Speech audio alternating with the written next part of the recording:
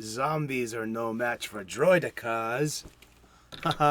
Welcome back once again. It's time for the 31 Days of Halloween, where I am going through every day in October. The 31 Days of October leading up to Halloween. We're going to do a horror movie every night. Yeah, I'm going to get home from work. I'm going to double up here and there and sandbag some content. You try making daily content and tell me how well you do at producing it. And you got to make time for it. And also to make time to... I'm going to watch every one of these movies. Usually on weekdays when I get home from work, I'm going to have supper. Yeah, I'm going to eat supper and watch a horror movie. Yeah, huh? I'm like that, though. I was eating supper while watching the premiere of the X-Files Fluke Boy episode. Man, that was like wrong time to be eating, sure.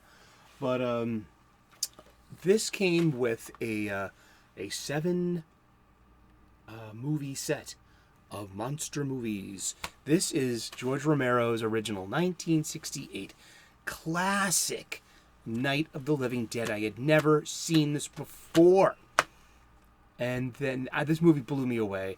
This movie sets the rules for future zombie movies to come, like the headshots and the bites being infectious, and being cannibalistic, in the search of human flesh, and to what end? Who knows? But it was what a good movie, and this was in 1968, and it. Romero has such a really interesting style. It reminds me of like why I fell in love with Robert Rodriguez when he did El Mariachi and Desperado. He had this guerrilla style setups of the cameras and just shooting and just getting the story down, and this really good tempo, this pace that pretty much matches the spirit of the production as well. Also, Dwayne Jones being the lead in this, and a 1968 movie having a black man being the hero, killing literal white zombies, and smacking around Mr. Cooper, a weak-willed white man. I thought was subversive as hell. I thought that was a really interesting choice of casting and a story to tell in 1968.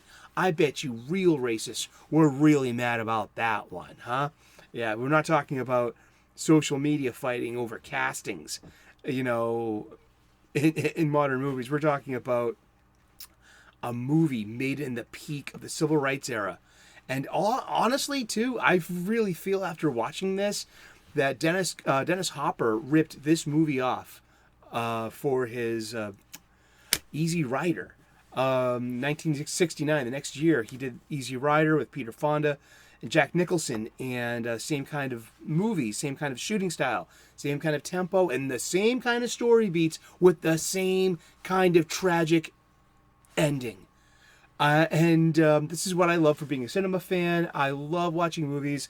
This is Night of the Living Dead from 1968. I got this for about, less than $20. I got 7 movies. I love getting movies. This has a bunch of movies.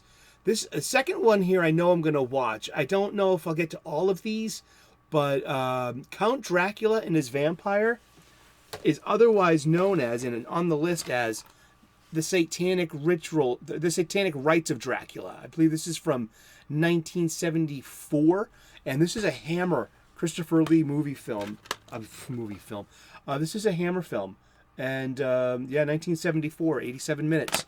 This is a Hammer movie. This is one of the famous Christopher Lee Dracula movies. I've got that's my 5th one. We're doing all of them. These are wonderful movies. We're going to be covering these later. 1958's The Horror of Dracula. 1968, Dracula Has Risen from the Grave. 1970, Taste the Blood of Dracula. And also, one of my favorites, Dracula AD 1972, my birth year, and made in 1972. Good stuff. I mean, and it's really interesting to see the evolution of the sets and of the production houses. These are all Hammer movies. Hammer made horror movies Lots of them. And Peter Cushing is in every one of these as well. But we'll get to those when we get to those.